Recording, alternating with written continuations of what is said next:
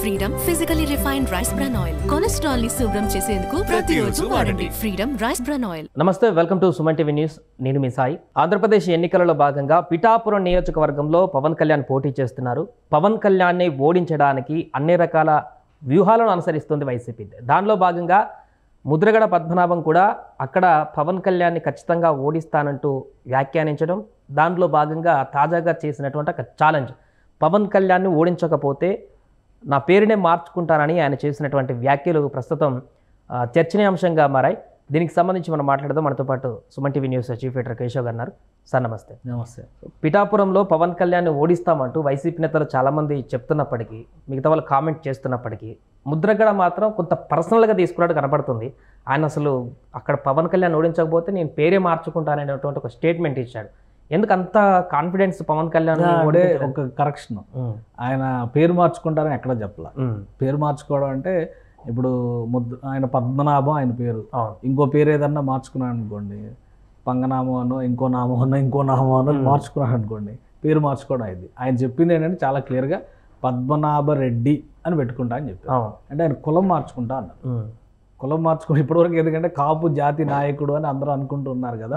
ఆయన పార్టీలో చేరిన తర్వాత వైఎస్ఆర్సీపీలో చేరేటువంటి సందర్భంలో నేను జాతి నాయకుడిని కాదు, కాపు కుల నాయకుడిని కాదు, రాజకీయ నాయకుడిని, సినిమాల్లో పవన్ కళ్యాణ్ అనే ఆయన ఎలా అయితే పవర్ స్టారో నేను రాజకీయాల్లో స్టార్ని, సూపర్ స్టార్ని అని చెప్పాడు ఆయన. కాబట్టి ఆయన ఆ కులం అనేటువంటి అంశాన్ని అక్కడ వదిలేశారు. సో ఇక్కడ కులం కన్వర్షన్ తీసుకుంటున్నారు ఆయన. ఒకవేళ పవన్ కళ్యాణ్ కనుక ఓడిపోతే పద్మనాభ రెడ్డి గారు అవుతారు ఆయన. అది ఆయన ఇచ్చిన క్లారిటీ. పేరు మార్పు నిజంగా మీడియాలో కూడా ఏంటంటే ఒక కన్ఫ్యూజన్ అన్నమాట. ఏదో ఛాలెంజ్ చేశారు కదా, పేరు మార్చుకుంటా, నేను నా పేరు మార్చుకుంటా అన్నా అనుకో, ఏం మార్చుకుంటా, నా పేరు వేరే పేరు పెట్టుకోవాలి. అందరు కన్ఫ్యూజన్ కూడా ఇదే, అదేంటి పద్మనాభ రెడ్డి అని ఎందుకు మార్చుకుంటాడు పేరు అనేటువంటి విషయం కూడా క్లారిటీ రావట్లేదు అందరికి. సో అది అట్లా ఏమన్నా అడాప్టేషన్, ఇప్పుడు బాప్టిజం తీసుకుంటే ఏదో చెప్తారు కదా, అట్లాగే ఏదన్నా ఇది కూడా ఒక మార్పు చేసుకోవడానికి ఏమైనా వెసులుబాటు ఉందేమో మనకు తెలియదు. అందుకని ఆయన అంత ధీమాగా, ఆయన చాలా పెద్ద నాయకుడు కాబట్టి. ఇంకోటి ఏంటంటే ఆయనే సినిమాల్లో చెప్పారు కదా, సినిమాల్లో ఆయన స్టారు, నేను రాజకీయాల్లో స్టార్. ఈయన రాజకీయాల్లో రామ్ గోపాల్ వర్మ లాంటి స్టార్ అనమాట ఈయన. ఇప్పుడు రామ్ గోపాల్ వర్మ సినిమాల్లో ఆయనకున్న ఇమేజ్ ఒకటి ఉండేది ఒకప్పుడు, ఇప్పుడు కాదు. ఇప్పుడు ఈయన పరిస్థితి కూడా అలానే అయిందనమాట. రాజకీయాల్లో ఈయన రామ్ గోపాల్ వర్మ లాగా మారిపోయారు. ఇప్పుడు ఎందుకు ఏం మాట్లాడతారో తెలియదు, ఎవరి గురించి మాట్లాడతారో తెలియదు, ఆయన ఏ అవసరం కోసం రియాక్ట్ అవుతున్నారో అర్థం కాదు. ఒక మొన్నటి వరకు ఏమో కులము, కాపు రిజర్వేషను, ఈ ఈక్వేషన్ చుట్టూ తిప్పారు. ఇప్పుడు మళ్ళీ ఆయన ఏదో తుని ఘటనకు సంబంధించి చంద్రబాబు నాయుడు గారు హస్తం ఉండకపోతే ఆ రోజు ముఖ్యమంత్రి ఎవరుంటే వాళ్ళ హస్తం ఉందని అంటారు ఖచ్చితంగా. కాబట్టి ఇన్సిడెంట్ జరిగింది కాబట్టి, ఇన్సిడెంట్ జరగకపోతే ఏముంది, ఏది జరిగినా కానీ మంత్రి జలగం వెంకటరావు గారు రాష్ట్ర ముఖ్యమంత్రిగా ఉన్నప్పుడు అక్కడ ఆ టైంలో రెవల్యూషనరీ మూవ్మెంట్ స్టార్ట్ అయింది. చాలామంది అప్పుడు కొంచెం బలపడింది. కాసు బ్రహ్మానందరెడ్డి గారి టైంలో స్టార్ట్ అయింది, ఈయన ముఖ్యమంత్రి అయ్యే నాటికి బలపడింది. అదే టైంలో జాతీయ స్థాయిలో ఎమర్జెన్సీ వచ్చింది. సో దాన్ని అడ్వాంటేజ్ చేసుకుని నక్సలైట్లను చాలామందిని ఆయన మట్టు పెట్టారు అని చెప్పని అంటారు. ఆయన ముఖ్యమంత్రి కాబట్టి ఆయన డైరెక్ట్ కాల్చి రారు కదా. సో అప్పుడు ఉన్నటువంటి సిస్టమ్ను వాళ్ళు అడ్వాంటేజ్ చేసుకున్నారు. ఇప్పుడు ఈయన మాట్లాడేది కూడా అట్లనే ఉంటుందన్నమాట. ఒకటి ఏంటంటే ఒక ఛాలెంజ్, పిఠాపురంలో గెలుస్తారా గెలవరా. సో అంతవరకు చూద్దాం మనం. ఈ పేరు మార్పులు, ఈ సవాళ్ళు, ఇవన్నీ కూడా మాట్లాడితే ఏంటంటే ప్రజలకు కూడా ఒక అయోమయ స్థితి వస్తుంది. ఇక్కడ జరుగుతున్న దీనిలో పోటీ చాలా క్లియర్గా రెండు వర్గాల మధ్య మారిపోయింది పిఠాపురంలో. ఎందుకంటే ముందు అనుకున్నారు పవన్ కళ్యాణ్ పోటీ చేస్తున్నటువంటి సింబల్ చుట్టూ రాజకీయం నడిచింది. ఓకే, పిఠాపురంలో కూడా ఏదో జరుగుద్ది అనుకున్నారు. పిఠాపురంలో అలాంటిది జరగలేదు. ఎందుకంటే ఆయనే అభ్యర్థిగా ఉన్నారు కాబట్టి సింబల్ ఆయనకి వచ్చింది. సో అక్కడ ఒక క్లారిటీ వచ్చింది. అభ్యర్థిగా పవన్ కళ్యాణ్ నిలబెట్టారు కాబట్టి గతంలో కూడా పవన్ కళ్యాణ్ పేరుతో కొంతమంది నామినేషన్స్ వేశారు. పిఠాపురం కాకుండా భీమవరంలో పోటీ చేసినప్పుడు కానీ, ప్లస్ తెలంగాణలో పవన్ కళ్యాణ్ అనే పేరుతో కూడా పోటీ చేసిన వాళ్ళు ఉన్నారు. అట్లా ఏదో చేయబోతున్నారు, 2-3 పేర్లతో ట్రై చేస్తున్నారు అన్నారు. బట్ అది జరగలా అక్కడ. ఎందుకంటే రాజానగరం నియోజకవర్గంలో బత్తుల బలరామకృష్ణ అనే పేరుతో 3 నామినేషన్లు వేశారు. ఒకళ్ళు జనసేన పార్టీ నాయకుడు, ఇంకొక ఆయన ఏదో జాతీయ జనసేన పార్టీ, ఇంకొకరు ఏదో ఇంకో పార్టీ ఇండిపెండెంట్ స్వతంత్ర అభ్యర్థి. అట్లా పేరు మాత్రం బత్తుల బలరామకృష్ణనే ఉంటుంది. ఇప్పుడు ఈవీఎం మిషన్లో ఏముంటుంది, క్రమ సంఖ్య, దాని తర్వాత అభ్యర్థి పేరు, దాని తర్వాత సింబల్. అంటే అక్కడ ప్రాపర్గా గాజు గ్లాసు అనే సింబల్ మాత్రమే అక్కడ వేరియేషన్ కనిపిస్తుంది.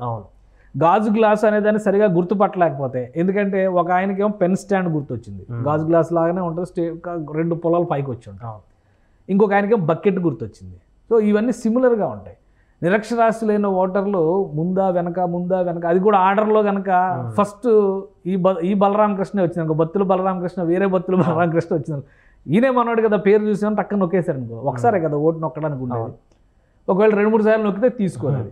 గతంలో అయితే బ్యాలెట్ పేపర్ కాబట్టి ఇందులో కొట్టారనుకో ఇన్వాలిడ్ అయిపోయింది. సో అలాంటి కన్ఫ్యూజన్ ఏది లేకుండా పవన్ కళ్యాణ్ ఉన్నటువంటి నియోజకవర్గంలో 13 మంది అభ్యర్థులు పోటీ చేస్తే ఒక్కొక్కరికి ఒక్కొక్క పేరు ఉంది, ఒక్కొక్కరికి ఒక సింబల్ ఉంది, ఒక్కొక్కరికి ఒక పార్టీ ఉంది. కాబట్టి వైసీపీ వర్సెస్ పవన్ కళ్యాణ్, ఆమెకేమో 3వ నంబర్ వస్తుంది, ఈయనకేమో 4వ నంబర్ వస్తుంది అని చెప్పి అంటున్నారు. కాబట్టి ఓటర్లో ఎలాంటి కన్ఫ్యూజన్ లేదు. క్యాంపెయిన్ విషయంలో కూడా పోటాపోటీగా తిరుగుతున్నారు. కనీసం ఒక 1.5-2 నెలల ముందర నుంచి వంగాగీత అక్కడ ఇంటింటికి ప్రచారం చేస్తున్నారు. ప్లస్ అక్కడ ఒక చతుర్ముఖ వ్యూహాన్ని వైఎస్ఆర్సీపీ అమలు చేస్తుంది. ఒక ముద్రగడ పద్మనాభం గారు అక్కడే పనిచేస్తారు, దాడిశెట్టి రాజా గారు అక్కడే పనిచేస్తారు, కురసాల కన్నబాబు గారు అక్కడే పనిచేస్తారు, ఇంకొక ఆయన కూడా ఎవరో ఉన్నారు. అట్లా మొత్తం ఒక 4గురిని పెట్టి ఒక ఉన్నది 3 మండలాల్లోనే, పిఠాపురం నియోజకవర్గం ఉన్నదే 3 మండలాల్లో, బట్ 4గురు మానిటరింగ్ చేస్తున్నారు. ఇంక మిథున్ రెడ్డి గారు వీళ్ళందరూ కూడా పైనుంచి పర్యవేక్షణలు ఇవన్నీ ఉన్నాయి. కాబట్టి అంత టఫ్ కాంటెస్ట్లో కనుక పవన్ కళ్యాణ్ గెలిస్తే ఒక 2-3 గెలుపులతో సమానం కింద చూడాల్సి ఉంటుంది దాన్ని ఇప్పుడు. కాబట్టి అందుకనే బహుశా ఆయన అంత ధీమాగా ఉన్నారు, ఓడించి తీరతాము మాకున్న, అంటే డోర్ టు డోర్ క్యాంపెయిన్ కూడా చేస్తున్నారు కదా. సో ఓడించి తీరతాం అనేటువంటి కాన్ఫిడెన్స్లో వైఎస్ఆర్సీపీ బహుశా ఉన్నట్టు ఉంది. అంటే కాపు ఓటర్లు కూడా అక్కడ ఎక్కువ ఉంటారు కాబట్టి ముద్రగడ పద్మనాభం అంత కాన్ఫిడెన్స్ గా చెప్పడానికి కాపు వాళ్ళంతా కూడా మా వైపే ఉన్నారు. బహుశా అదే అయి ఉండొచ్చు, ఎందుకంటే చాలా ఎక్స్పెక్టేషన్స్ పెట్టుకున్నారు. చాలా బలమైనటువంటి నాయకులు ఇటు వస్తారు, జనసేనలో జాయిన్ అవుతారన్నారు. ఎక్కడ జాయినింగ్స్ పెద్దగా జరగల. మామూలుగా వార్డు స్థాయిలో అట్లా జరిగినటువంటివి, కొంతమంది వచ్చి మద్దతు ప్రకటించేటువంటి ప్రయత్నాలు చేయడం ఇవి జరిగినాయి. అక్కడ జనసేన ఫెయిల్యూర్ ఇంకోటి ఉంది. జనసేన ముందు నుంచి కూడా ఒక వ్యూహాత్మకంగా పిఠాపురం నియోజకవర్గంలో ఒక ఇన్ఛార్జిని పెట్టి కానీ, ఒక సమన్వయంతో కానీ, అక్కడ చాలా కుల సంఘాలు, కాపులు ఒక్కలే కాదు, కాపులకు 90,000 ఓట్లు ఉన్నాయి, దగ్గర 90,000, 94,000, 95,000 ఓట్లు అనుకోండి ఉన్నాయి. ఓవరాల్గా 2,40,000 పైచులకు ఓట్లు పిఠాపురం నియోజకవర్గంలో ఉన్నాయి. సో కాపులది మేజర్ షేర్. ఆ తర్వాత మత్స్యకారులకి సంబంధించిన వర్గాలు కానీ, ఇంకా ఇతర ఎస్సీ ఎస్టీ మైనారిటీ వర్గాలకు సంబంధించి కానీ అక్కడ చాలా ఓటు బ్యాంక్ ఉంది. వీళ్ళందరినీ కలుపుకునేటువంటి ప్రయత్నం జనసేన ఇంకా సమర్థంగా చేయలేదు అనేటువంటి విమర్శ ఉంది. చాలా చోట్ల మేము జనసేనకు ఓటు వేయాలనుకుంటున్నాం కానీ అసలు ఎవరు వచ్చి మమ్మల్ని అడిగారు అనేటువంటి బైట్స్, పబ్లిక్ బైట్స్ కూడా బయటకు వస్తున్నాయి. కాబట్టి జనసేన ఆ గ్యాప్ ఎలా ఫిల్ చేసుకుంటుంది?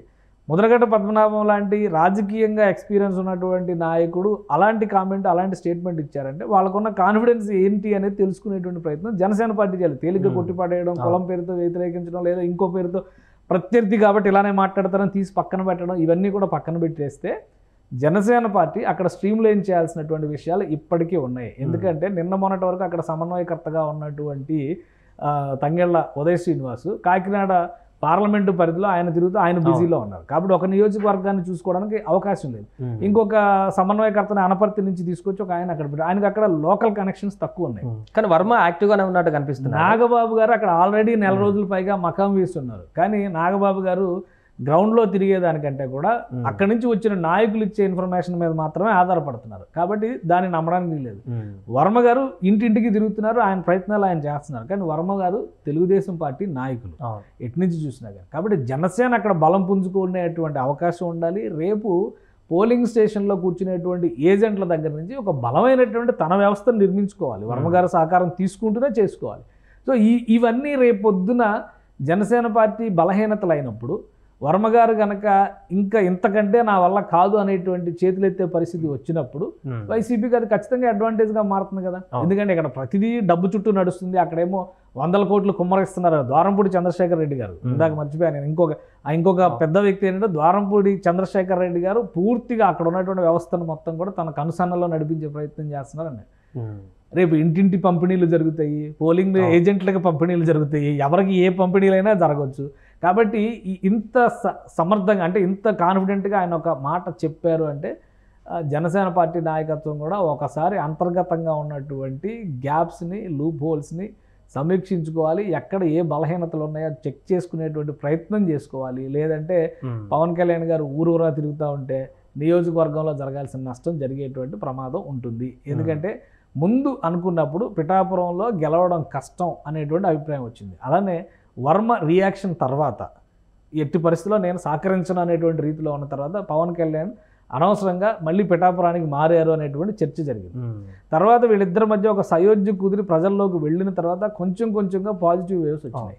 కూటమి పరంగా చేసినటువంటి ఎన్డీఏ ర్యాలీ పేరుతో ఒక ర్యాలీ చేశారు. ఆ తర్వాత ఆయన అక్కడ ఇల్లు ఓపెన్ చేయడం కానీ, సో అక్కడ లోకల్గా ఆయన పెట్టుకుంటున్నటువంటి వ్యవస్థలు ఇవన్నీ కూడా పవన్ కళ్యాణ్ వైపు పాజిటివ్ వేవ్ని తీసుకొచ్చినాయి. అది వాస్తవం. ఇప్పుడు రోజుకి మారుతుంది. మొన్న వైసీపీ మేనిఫెస్టో ఇవ్వనంత వరకు అందరూ ఏమనుకున్నారంటే వైసీపీ మేనిఫెస్టోలో ఏదో ఒక అద్భుతం జరగబోతుంది కాబట్టి అప్పటి వరకు ఆలోచించి నిర్ణయం తీసుకుందాం అనుకున్నారు. అందులో అద్భుతాలు ఏమీ లేవు, జరుగుతున్న కార్యక్రమాలను యథావిధిగా ముందుకు తీసుకెళ్తామని చిన్న మినహాయింపులు మినహా కొత్త అంశాలు ఏమీ లేవు అనేటువంటి విషయం తెలిసిన తర్వాత అది ఇంకోవైపు టర్న్ తీసుకుంది. ఇప్పుడు ఎన్డీఏ కూటమి మేనిఫెస్టో ఇచ్చిన తర్వాత ఇవన్నీ చేయగలరా అనేటువంటి ప్రశ్నను మొదటి నుంచి కూడా వైసీపీ కానీ ఇతర నాయకులు కానీ ఆర్థిక సమస్యలు అన్నింటి ప్రశ్నిస్తున్నారు. దానికి తగ్గట్టుగా బీజేపీ అంటీ ముట్టనట్టుగా ఫోటో కూడా వేసుకున్నటువంటి స్థితిని చూసిన తర్వాత ఎక్కడో కొంత ఏదో ఒక అనుమానం ఉండడానికి మళ్ళీ ఆస్కారం. కాబట్టి ఒక T20 మ్యాచ్ లాగా బాల్కి మారుతున్నప్పుడు ఈక్వేషన్స్ ఏ కాన్ఫిడెన్స్తో ఆయన ఇలాంటి స్టేట్మెంట్లు ఇస్తున్నారు అనేది కూడా జనసేన నాయకులు సమీక్షించుకోవాల్సినటువంటి అవసరం ఉంది. లేదంటే పిఠాపురంలో కనుక ఈసారి నష్టం జరిగితే ఖచ్చితంగా జనసేన పార్టీకి అది ఎప్పటికీ పూడ్చుకోలేని నష్టంగా మారేటువంటి ప్రమాదం ఉంది. Right sir. సో మొత్తానికి అది పిఠాపురంలో ముద్రగడ పద్మనాభం చేసినటువంటి ఛాలెంజ్ అనేది చర్చనీయాంశంగా మారింది.